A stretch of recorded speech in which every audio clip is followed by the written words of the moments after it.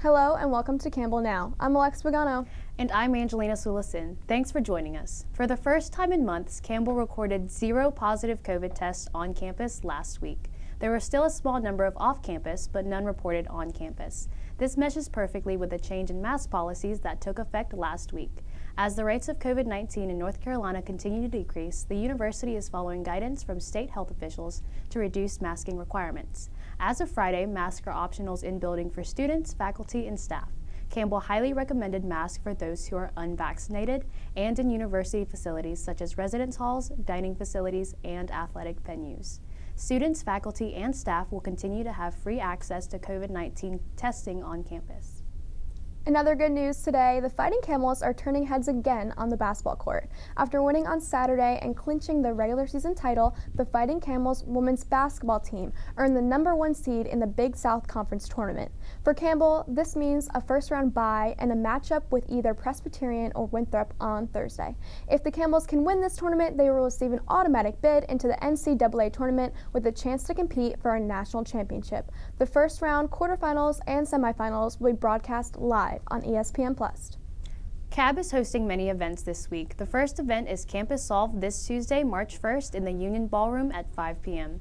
Race around campus and the first to finish wins a prize. On March 2nd, CAB is hosting a VR event in the Union Ballroom as well. Lastly, join CAB for Pie Day. Grab a slice of pie after spring break. Campbell University announced that Andy Sneed will be the new Director of Facilities Management starting March 1st. As the chief, Sneed will lead and regulate the facilities management group in all matters connecting with support, fixes, capital enhancements, remodel, and new development, as well as grounds upkeep and housekeeping administrations for the university. Congratulations and welcome, Mr. Sneed. Even though stopping for school buses is the law, not everyone stops. This puts students' lives in danger, so Harnett County is taking a stand and adding an extra layer of protection. Harnett County School Superintendent Aaron Fleming said they decided to partner with Bus Patrol at the beginning of the school year, using artificial intelligence technology called AVA that attaches software to bus arms, recording anyone who passes a stopped school bus. This technology can cover up to 8 lanes of traffic. Taking a look at world news, Russian President Putin has ordered for his nuclear weapons personnel to be on high alert in response to what he calls aggressive statements by NATO. This completely changes the magnitude of the situation overseas, potentially putting forces in play that could make matters much worse. Since Putin's invasion of Ukraine, several states, including Ohio, Utah, and New Hampshire, have debated removing Russian products from alcohol stores. These actions target mostly vodka since most of it is Russian-made. Many bar owners are protesting this because vodka is one of their best-selling products. Their argument is that vodka is not always made in Russia, but in other countries.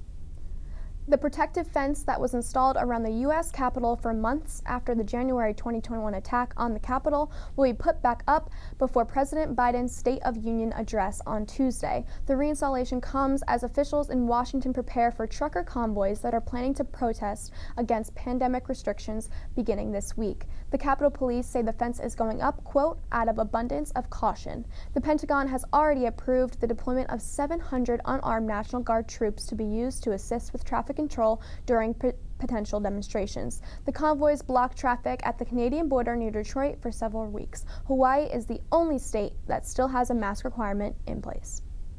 A Franklin County teenager who died a few days ago is bringing new life to someone else. On February 10th, 16-year-old Madison Nelms died in a car crash on her way to school.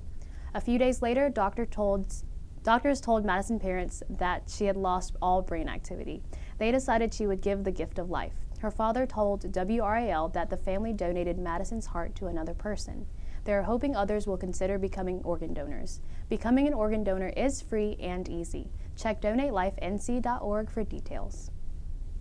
Well, you no doubt remember the early days of the pandemic. Campbell has decided to create a time capsule filled with letters to future Campbells. Students had a chance to talk about their time at Campbell during 2020.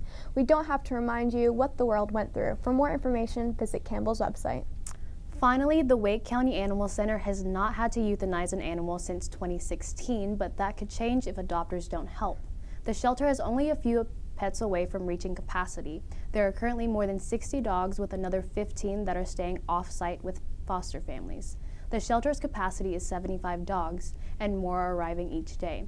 If you are interested in adopting, you can view the shelter's adoption gallery online and visit the shelter daily from noon to 6 p.m., 7 days a week. Thanks for watching Campbell Now. Be sure to join our Wednesday team later this week. I'm Angelina Sulison.